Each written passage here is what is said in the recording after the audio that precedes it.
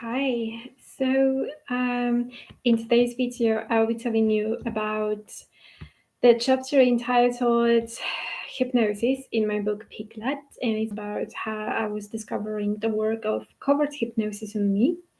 If that's something for you, stay tuned and off we go.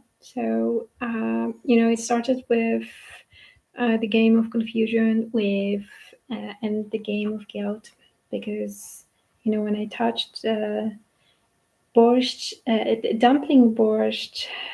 Oh my god, it, dumplings for borscht. When I touched them, they were fine, and I ate them, they were fine. But when my nephew touched them, they were hot. So it turned out they were not good for him. The temperature wasn't good for him. But luckily, nothing happened. But of course, it started with a game of disorientation, like who and how sizes the temperature from the outside. And when only I thought that the kids adored me, then I was just dragged by my knees very heavily on the stairs. I was just pondering, like, how is that possible that a little person could have so much strength? And then I was also, oh, maybe I'll skip this part with pendulum, but when I had fish bones started to they stuck in my gum, and I had to go and spit it all out in the toilet. And when I spit it out, then I had a drop from the toilet on my nose. So from toilet water on my nose, and then I thought, oh my god, they are so unbelievable. And then there was another, game on feelings, the play on feelings, because we had a tradition in Poland that we would put a coin into dumplings, and if you found a coin when having a meal, then it meant that that person in the family would have some luck with regard to money this year. So I just started to eat Russian dumplings, and I didn't manage to even take the cabbage dumplings. And my sister found the coin in the cabbage dumplings, and she was just repeating all the time that it always comes true. And then I thought, it's not precisely like that, but I didn't say it. If she was happy, then she could be happy. That's fine, about finding it. But here, a neighbor was invited to the Christmas for the very first time. We had a stranger during Christmas, and he said that he didn't even manage to take the cabbage dumpling. So I didn't comment on that, because what for should I comment on that? But that was just okay. It was what it was. And then but the thing is, nothing really happened, but everybody just looked at me like as if everybody was waiting for my reaction, for me crying out, oh my god. Well, it didn't happen. I didn't deny her. If it's good if somebody believes that, they're going to have luck with regard to money. But before the neighbor came around, my sister asked if we had a ribbon, if we had a bow. So I asked, my father was absent. He didn't come for the last Christmas. And so I asked my mother if I could use the ribbon that I used for her gift, And when I did so, and I handed it to my sister because she was preparing a gift the last minute for the neighbor, then she told me, oh, I don't need it anymore. So yet again, it's just they ask you for something and it looks stupid and awkward because you take from somebody gifts or ribbon. And then when I sat in the yellow chair, we had a long story with that yellow chair, because when I lived on my own in Poland, I wanted to have a yellow chair. I didn't manage to tell anybody that I was searching and looking at yellow chairs, and my sister bought the chair I was looking at online, and I didn't even manage to inform her about it. So when I, sat on that yellow chair, I felt like I got period. So I went down on my knees because everybody was sitting on the floor, so that they were preparing for the game, to play a game. So yeah, and I was lucky because actually I got that period. So the chair was okay. The chair was clean, and I played a game with them, and we didn't know how to play the game. My sister climbed, she got the game from the person where she cleaned, and then all of us put the crowns on our heads, and basically we didn't know what to do. So I think they were just checking references in my Akashic records with regard to the crown, and then we had to choose, everyone had to choose an object, and I chose a camera. Well, funny thing, because with the camera I had a long story with the naked photos, for example, right? uh, yeah, and before we started to play that game, of course, it was an awkward situation for me in which I felt like an idiot because I was given the instruction, and the instruction was written with brown letters on the white box cover, and I couldn't read it because I wear contact lenses and they don't neutralize my eyes disease entirely. So, with the use of hypnosis, also you can affect somebody else's vision too. So I couldn't do that, and I felt awkward, and we didn't, and I spoiled the game.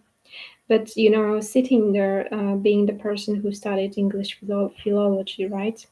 And then we played yet another game, which was called 5 Seconds, and where you had to use the hourglass, and the hourglass had a very strong, very annoying sound. And I think that's the hourglass that probably some people use for strictly hypnotic purposes.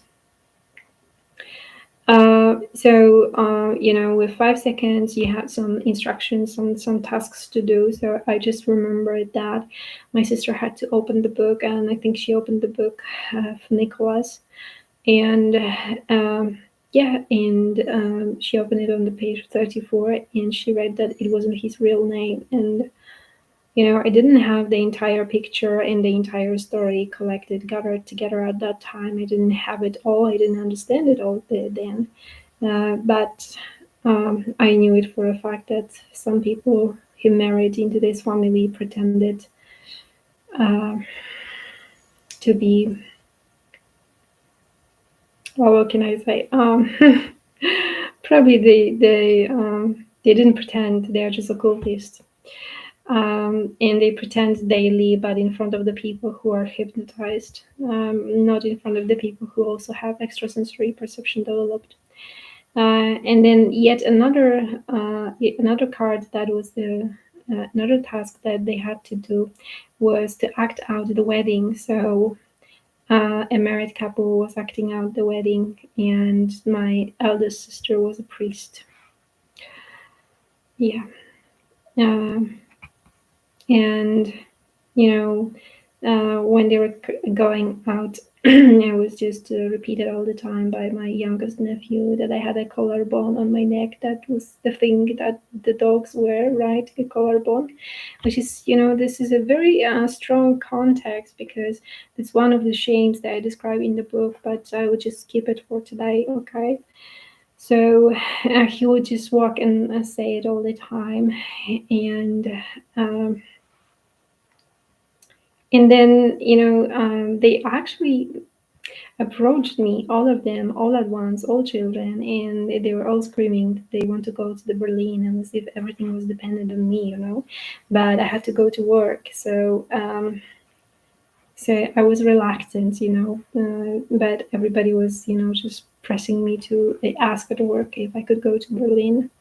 And, I was saving the money to buy the gifts for children because I wrote a lot about the value, and I wrote a lot about,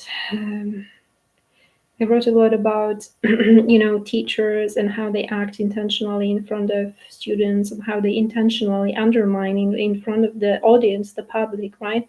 Knowing what they are doing with just, not fair remarks, very often speaking to our lack of intellect, or, being stupid, right?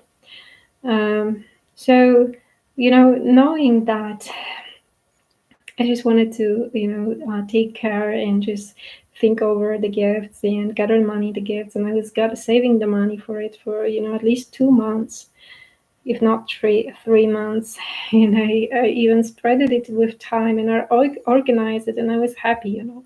And I put some energy into really searching and just going through the books that I was looking at the bookshop. So all of a sudden, I just got so many gifts, like so many, many, many, so that today I think I know it for a fact. It was done so that I would think, oh, I just bought just, for each child this one book, and just for my god niece, something better. So anyway, I got a mascara, I got notebooks, which was always my idea to give a gift to someone, and I even got jewelry with a lot of other things from a person that I wouldn't expect, to get a lot of things, because we had things among us gathered for years.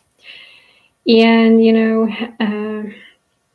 when I was happy about all those gifts, I got a lot of body lotions too. And when I was happy about all those gifts, then the neighbor said that, oh, he said he was just looking sad, and then he said that he should go, as if, as if, as I had an impression that I shouldn't even be happy about what I received, because somebody else could be sad. I mean, it was so illogical and so irrational, with one by one situation by one. And I also remember two mugs that we got. So my sister got the mug, beat the shit out of you. It's something like, shall I beat the shit out of you? And she has some tendencies with expression of anger. And I got a mark, if only I wanted to do this as much as I don't want to. So I got a mark with such a sentence, żeby mi się chciało, tak jak mi się nie chce. Such an expression functions in Polish as a saying. So it's a fixed, set of words that is well known to me. So, with regards to writing the book, that was a challenging task at that time. Um, I think that somebody intentionally chose such a mug with such a sentence for me. Uh, yeah. Okay, you guys. So that's pretty much it for today about hypnosis. And if you want to learn more about the way the system is organized by the gypsy, if you want to learn more about how I was discovering the work of covert hypnosis on me, and you can buy Piglet. Piglet is already on sale. And if you want to buy my course, Amelia, and if you want to learn more about how personalities of sexually abused people are constructed, and how personalities of lesbians, gays, and pedophiles are created, then you'll find all the info in the description of the film, and on my website, on my Instagram, Facebook account. And if you like this video, please like, share, and subscribe. And thanks for watching.